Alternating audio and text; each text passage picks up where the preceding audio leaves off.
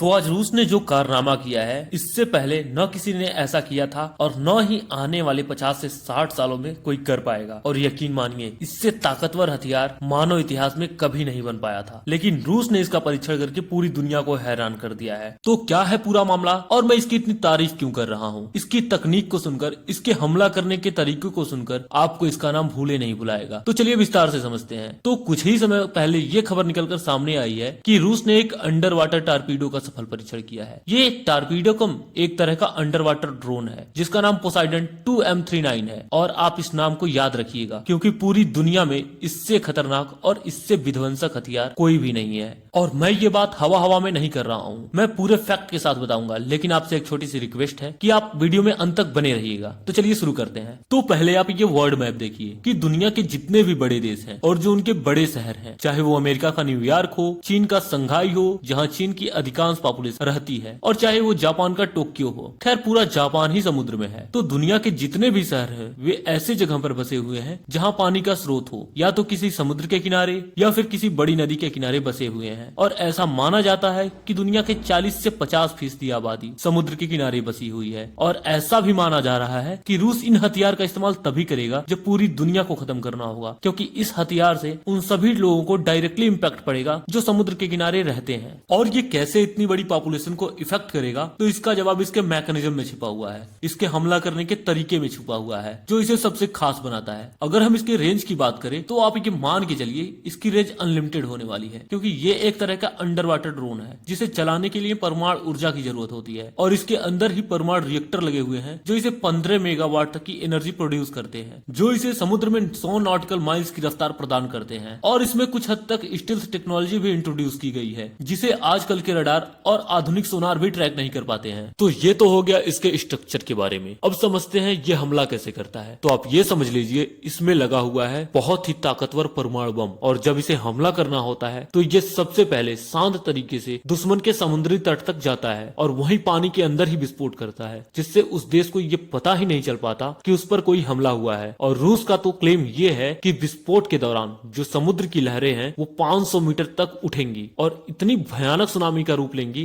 कि दुनिया के किसी भी शहर को आसानी से अपने साथ बहा ले जाएंगी, और दुनिया का बड़ा से बड़ा शहर इससे नहीं बच पाएगा। और साथ ही इन लहरों के साथ आएंगे रेडिएशन, जो वहाँ की जमीन को एकदम बंजर कर देगा और दशकों तक वहाँ कोई रह नहीं पाएगा। पल भर में उस शहर को ये खंडहर बनाकर रख देगा। और ये बस वहीं तक सीमित नहीं रहेगा, उसी देश तक सीमित नहीं रहेगा, बल्कि समुद्र में घुलकर पूरी दुनिया में फैल जाएगा और धीरे धीरे करके समुद्र के जरिए पूरी दुनिया की आबादी को अपने चपेट में ले लेगा। और आज तक पूरी दुनिया में कोई ऐसी टेक्नोलॉजी इजाद नहीं की गई है जो इस रेडिएशन को समाप्त कर सके। और इसीलिए दुनिया के तमाम एक्सपर्ट इसे दुनिया का सबसे खतरनाक और मानव इतिहास का सबसे भयावह हथियार मान रहे हैं। और उनका ये मानना है कि रूस इस हथियार का इस्तेमाल तभी करेगा जब रूस को लगेगा कि रूस खत्म होने वाला है, और रूस इस्तेमाल करेगा ये हथियार जो पूरी दुनिया को एक झटके में खत्म कर देगा। हालांकि इस पे आपका क्या विचार है कमेंट में जरूर बताएं। मिलते हैं अगले वीडियो में, अब तक जुड़े रहने के लिए धन्यवाद।